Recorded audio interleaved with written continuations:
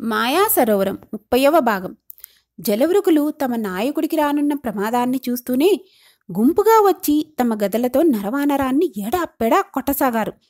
సిద్ధసాధకుడు శూలం పైకెత్తి జై మహాకాళ అంటూ ముందుకు దూకి జలవృకుల్ని అందిన చోట అందినట్టు పొడవసాగాడు.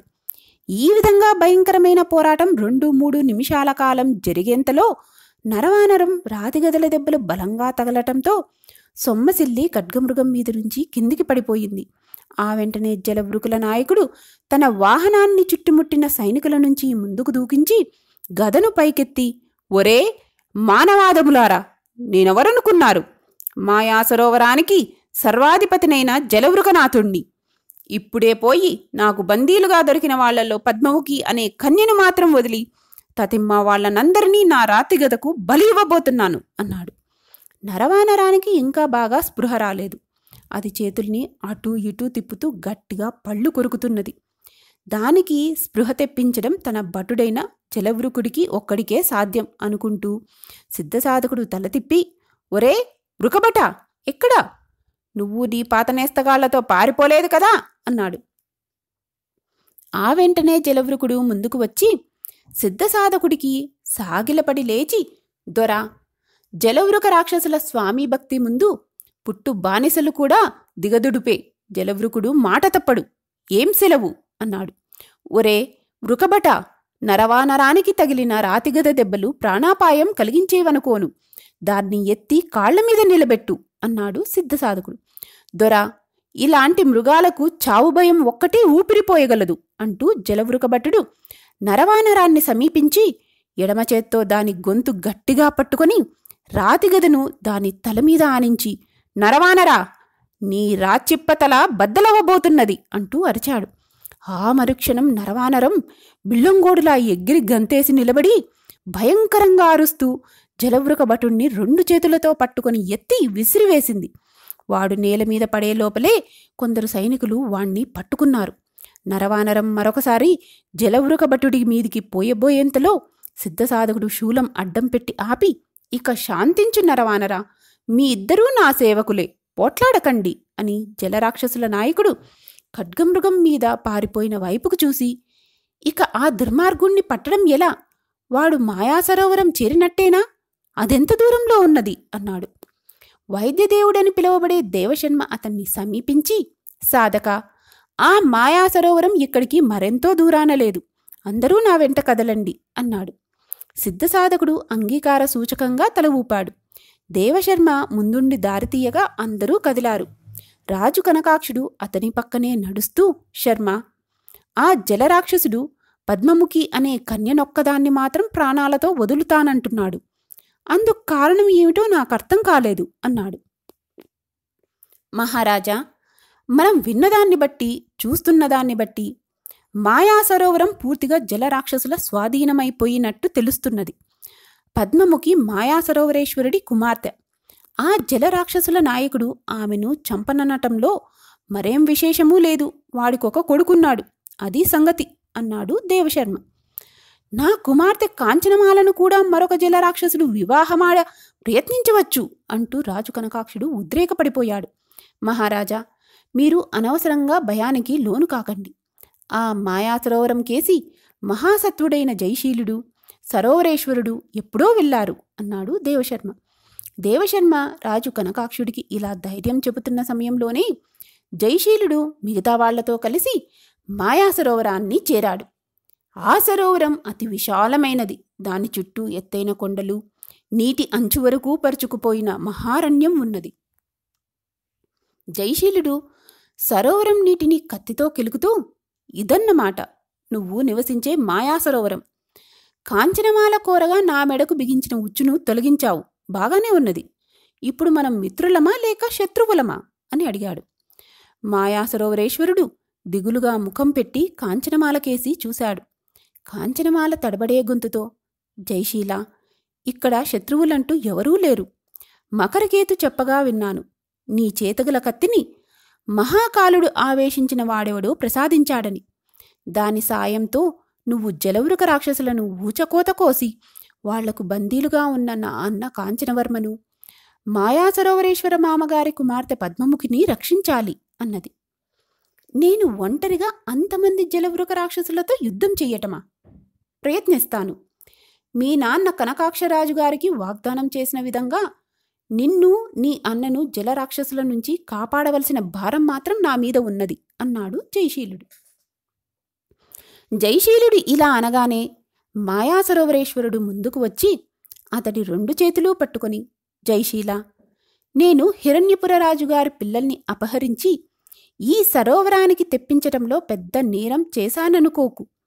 మకరకేతుణ్ణి నేను పంపింది రాజకుమారుడు కాంచనవర్మ ఒక్కడే పట్టుకురమ్మని మాత్రమే. అతడు బుద్ధిహీనుడవడం వల్ల అతడితో పాటు సమయానికి కంటబడిన కాంచనమాలను కూడా పట్టుకొని ఇక్కడికి పంపాడు. ఆ సమయంలో రాజభటుల వల్ల గాయపడి మకరకేతు మీకు కనిపించి మరికొంత గొడవకు కారణమయ్యాడు అన్నాడు. ఇంతకు యువరాజును అపహరించుకురావటంలో నీ ఉద్దేశం ఏమిటి అని అడిగాడు జయశీలుడు. ఇందులో పెద్ద రహస్యం ఏమీ లేదు. నా ఒక్కగానొక్క కుమార్తె పద్మముఖిని అతడికిచ్చి వివాహం చేసి హిరణ్యపురానికి పంపి నేనీ సరోవరాన్ని వదిలి మరెక్కడికైనా పోదామనుకున్నాను. కాని పద్మముఖి కాంచనవర్మను వివాహమాడనన్నది అన్నాడు సరోవరేశ్వరుడు. జయశీలుడికి అతడి మాటలు నమ్మదగినవిలాగే కనిపించినాయి. అతడు కాంచనమాలకేసి చూశాడు. కాంచనమాల నీటి అంచుకుపోయి ఒక తామరకాడను తుంచి తెచ్చి దాన్ని మెలిపెట్టగా వచ్చిన రసాన్ని జయశీలుడి నుదుటి మీద బొట్టుగా పెట్టి, మామయ్య చెప్పినదంతా నిజం. ఇప్పుడు మాయా సరోవర రహస్యం కూడా చెప్పేస్తున్నాను. ఈ సరోవరంలో పుట్టి పెరిగిన తామరకాడ నుంచి వచ్చిన రసాన్ని ఎవరైనా పాలభాగానికి రాసుకుంటే ఇక వాళ్లకు నీటిలో నివసించే శక్తి బతికినున్నాళ్ళు ఉంటుంది అన్నది. అలాగా, అయితే పరీక్షించి చూస్తాను అంటూ జయశీలుడు ఎగిరి సరోవరం నీటిలోకి దూకాడు. ఒడ్డును ఉన్న మాయాసరోవరేశ్వరుడు, కాంచనమాల, మకరకేతు 1-2 నిమిషాలు జయశీలుడు నీటిపైకి తేలగలడని చూశారు. కానీ 4-5 నిమిషాలు గడిచినా అతడు నీటిపైకి రాకపోయేసరికి ముందుగా కాంచనమాల ఆదుర్దాపడుతూ, జయశీలుడికేమైంది? జలవృక రాక్షసులు నీటడుగున పొంచి ఉండి అతన్ని పట్టుకోలేదు కదా అన్నది. ఆ మరుక్షణం నీటిలో పెద్ద కల్లోలమయ్యింది. జయశీలుడు ఒక యువ జలవృకుణ్ణి మెడపట్టుకుని పైకి తేలి వాణ్ణి బరబరా ఒడ్డుకు ఈడ్చుకువచ్చాడు. వాణ్ణి చూస్తేనే మకరకేతు, హా, మనకు దొరకవలసిన వాడే దొరికాడు. వీడు జలవృకుల నాయకుడి కొడుకు. బందీలుగా చిక్కిన మన వాళ్లకు వీడి తండ్రి ఏమైనా హాని కలిగిస్తే వీణ్ణి చిత్రవధ చేద్దాం అన్నాడు. ఒరే, నువ్వు నీటి అడుగున పొంచి ఉండి మా సంభాషణ అంతా వింటున్నావా? నీ తండ్రి, ఆ దుర్మార్గుడు జలవృకనాథుడెక్కడా అని అడిగాడు మాయాసరోవరేశ్వరుడు కత్తి పైకెత్తి. మా నాన్న అరణ్యంలో ఉన్న ఎవరో రాజును, కాపాలికుణ్ణి హతమార్చటానికి వెళ్ళాడు. తిరిగి వచ్చి మిమ్మల్నందరినీ నరికి కాకులకు, గద్దలకు, మొసళ్లకు ఆహారంగా వేస్తాడు అన్నాడు యువరాక్షసుడు. ఆ సంగతి తర్వాత చూద్దాం. కాంచనవర్మ, పద్మముఖి ఎక్కడున్నారు అని అడిగాడు జయశీలుడు. వాళ్లను దాచిన రహస్య ప్రదేశం మా నాన్న ఒక్కడికే తెలుసు అన్నాడు యువరాక్షసుడు. అంతలో దూరంగా కలకలం లేచింది. ముందు ఖడ్గమృగం మీద జలవృకల నాయకుడు, వెనకగా ఒక గుంపు జలవృకులు రాతిగతలెత్తి అక్కడికి వస్తూ లొంగిపోండి అంటూ అరిచారు. ఆ వెంటనే జయశీలుడు మకరకేతుతో, కేతు, ఈ జలరాక్షసుడి కొడుకును నీ జలగ్రహం తొండంతో పట్టి పైకి ఎత్తేలా చెయ్యి అన్నాడు. మకరకేతు జలగ్రహ అని హెచ్చరించగానే అది యువరాక్షసుణ్ణి తొండంతో పట్టి పైకి ఎత్తింది. జయశీలుడు తమను సమీపిస్తున్న జలవృకులతో, ఒరే దుర్మార్గుల్లారా, మా మీద దాడి చెయ్యాలని చూశారో ముందుగా మీ నాయకుడి కొడుకు జలగ్రహం కాళ్ల కింద నలిగిపోతాడు అని గట్టిగా కేక పెట్టాడు. అంతలో వాళ్ల వెనక నుంచి నరవానరం మీద ఎక్కి వేగంగా వస్తున్న సిద్ధసాధకుడు, మహారాజా, మీ సైనికులతో ఈ దుర్మార్గుల్ని చుట్టముట్టండి. అదుగో జయశీలుడు అంటూ అతడి దగ్గరకు వచ్చి నరవానరాన్ని దిగాడు. జయశీలుడు సిద్ధసాధకుడికి తన వెంట ఉన్న వాళ్లను పరిచయం చేస్తున్నంతలో జలవృక రాక్షసుల నాయకుడు ఖడ్గమృగం మీద లేచి నిలబడి రాతిగదను దూరంగా విసిరివేస్తూ, నేను నా అనుచరులం లొంగిపోయాం. బందీగా చిక్కిన నా కొడుకును చంపకండి. నేను పట్టుకున్న మీ వాళ్లనందరినీ ఇప్పుడే ఇక్కడికి తెప్పిస్తాను అన్నాడు. అంతలో జయశీలుడి దగ్గరకు రాజు కనకాక్షుడు కూడా వచ్చాడు. కాంచనమాల పోయి తండ్రిని కావలించుకుని, నాన్న, మా అమ్మ మాయాసరోవరేశ్వరుడికి ఎటువంటి హాని కలిగించకు, జరిగిన దానికి పశ్చాత్తాపపడుతున్నాడు అన్నది. ఆయన కుమార్తె పద్మముఖి మీ కోడలు కావటం కొద్దిలో తప్పిపోయింది అంటూ జయశీలుడు నవ్వాడు. పద్మముఖి నాకు తెలుసు. ఆమె దేవశర్మను వివాహం ఆడాలనుకుంటున్నది అన్నది కాంచనమాల. దేవశర్మ జలవృక రాక్షసుల నాయకుడిని పెడరెక్కలు విరిచి కట్టించి నలుగురు సైనికులు వెంటరాగా జయశీలుడి దగ్గరికి వచ్చి, జయశీల, ఈ దుర్మార్గుడు బంధితులై ఉన్న పద్మముఖి కాంచనవర్మలను తెచ్చేందుకు తన అనుచరులను పంపాడు. ఇందులో మోసం ఉండదనుకుంటాను అన్నాడు. ఏదైనా మోసం జరిగితే వీడు తన కొడుకులాగే జలగ్రహానికి బలైపోతాడు అన్నాడు జయశీలుడు.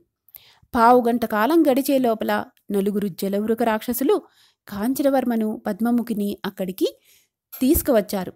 మాయాసరోవరేశ్వరుడు రాజు కనకాక్షుడు పొందిన ఆనందం అంతా ఇంతా కాదు. సిద్ధసాధకుడు జై మహాకాళ అంటూ కేక పెట్టి, నేను విన్నదాన్ని బట్టి పద్మముఖికి దేవశర్మతో వివాహం నిశ్చయమైనట్టే, శుభం. మరి రాజకుమారి కాంచనమాల సంగతేమిటి అన్నాడు. రాజు కనకాక్షుడు జయశీలుడికేసి తల తిప్పి, అపహరింపబడ్డ నా పిల్లల్ని తెచ్చిన వీరుడికి అర్ధరాజ్యం ఇస్తానని ప్రకటించాను. జయశీలుడు ఆ కార్యం సాధించటమే కాక మహావీరుడని కూడా అనిపించుకున్నాడు అన్నాడు. కాంచనమాలకు అలాంటి మహావీరుడే తగిన భర్త. అవునా కాంచన అన్నాడు సిద్ధసాధకుడు. కాంచనమాల సిగ్గుపడుతూ తల వంచుకొని పోయి తండ్రి చాటున నిలబడింది. సిద్ధసాధకుడు పెద్దగా నవ్వి, జయశీలుడికి కాంచనమాలకు, పద్మముఖికి దేవశర్మకు హిరణ్యపురంలో మహావైభవంగా వివాహాలు జరగవలసి ఉన్నది. ఇక మీరంతా బయలుదేరండి అన్నాడు. సాధక, మరి నీ సంగతేమిటి అని అడిగాడు జయశీలుడు. నేనీ మాయాసరోవరం ఒడ్డున మహాకాళుణ్ణి మరికొంతకాలం ఉపాసిస్తాను. ఇక్కడ ఉన్న జలవృక రాక్షసులు, అరణ్యంలోని నరభక్షకులు నా బంట్లు అంటూ సిద్ధసాధకుడు శూలం ఎత్తి పట్టుకున్నాడు. జయశీలుడు, రాజు కనకాక్షుడు, మాయాసరోవరేశ్వరుడు తమ తమ పిల్లలతో అనుచరులతో అక్కడ్నుంచి బయలుదేరారు. వాళ్ళు కొద్ది దూరం పోగానే జలవృక రాక్షసులు, చెట్లచాటు నుంచి బిలబిలమంటూ వచ్చిన నరభక్షకులు సిద్ధసాధకుడి చుట్టూ చేరి అతడికి జేజేలు కొడుతూ నాట్యాలు చేయసాగారు. మాయాసరోవరం అనే కథ అయిపోయింది. ఇక కథ కంచికి, మనం ఇంటికి.